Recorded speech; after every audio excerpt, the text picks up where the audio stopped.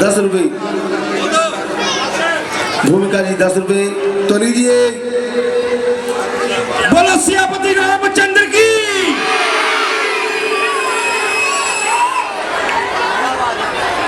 प्रभु, सारी सेना तैयार है, फरमाइए क्या विचार है।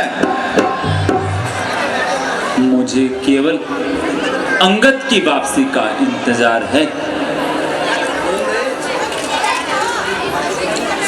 मुझे तो बिल्कुल आशा नहीं कि अंगद कोई संतोषजनक उत्तर लाएंगे। संभव है आपका अनुमान ठीक हो, परंतु कम से कम उनकी राह तो देख ली जाए।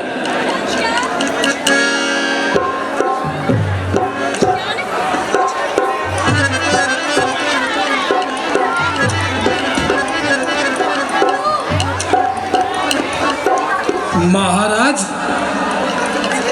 राजनीति के नियम से मैं आपकी बात मानता हूं, किंतु क्षमा करना,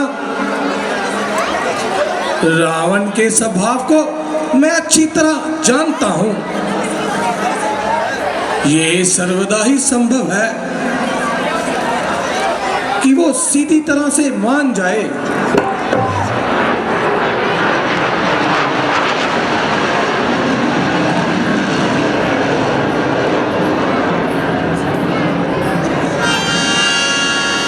चाहे लंका का विनाश क्यों ना हो जाए।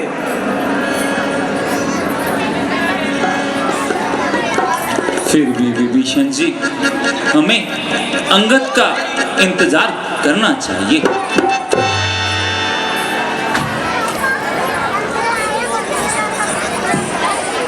प्रभु जी, वो देखिए सामने से अंगद जी आ रहे हैं।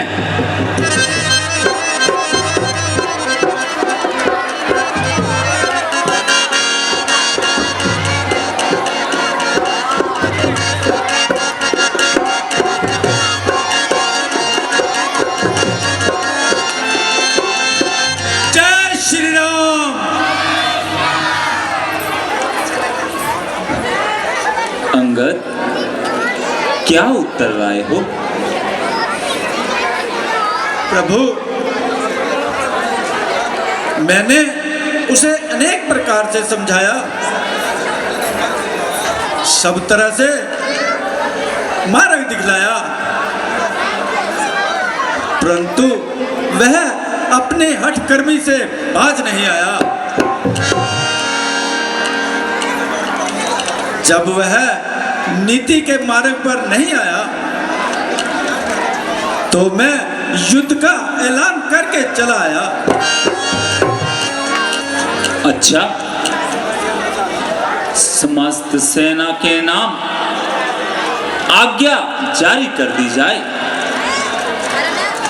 और कल प्रातः कूच की तैयारी की जाए।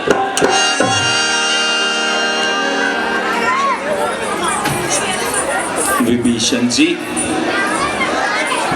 क्या आपको मालूम है कि शत्रु की सेना का संचालन कल कौन करेगा?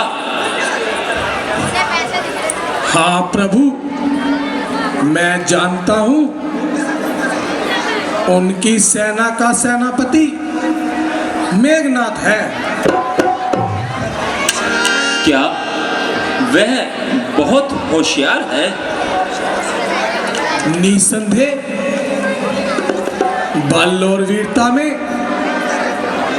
अद्भुत है। इसके अतिरिक्त बड़ा ही चालबाज है। अगर शत्रु के 100 सैनिक मरते हैं तो उसका एक मरता है।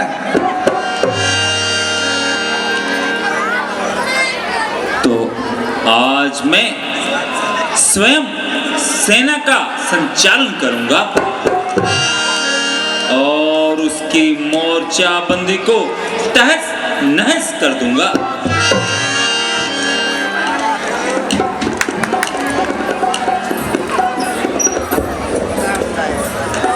दाताजी, आप अभी विश्राम कीजिए और मेघनाद के मुकाबले पर मुझे जाने की आज्ञा दीजिए। नहीं लक्ष्मण, तू अमोज है और कल युद्ध का पहला रोज है। इस लड़ाई पर ही दोनों पक्षों का दारोमदार है।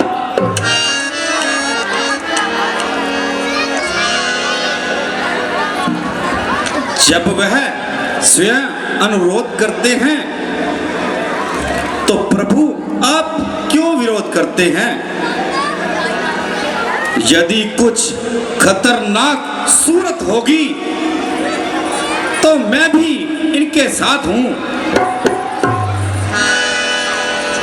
ठीक है हनुमान जी, यदि आप सबकी यही इच्छा है तो मुझे क्या इनकार हो सकता है।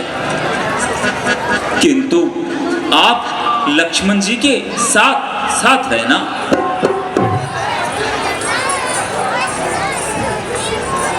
तो प्रभु फिर आज्ञा दीजिए।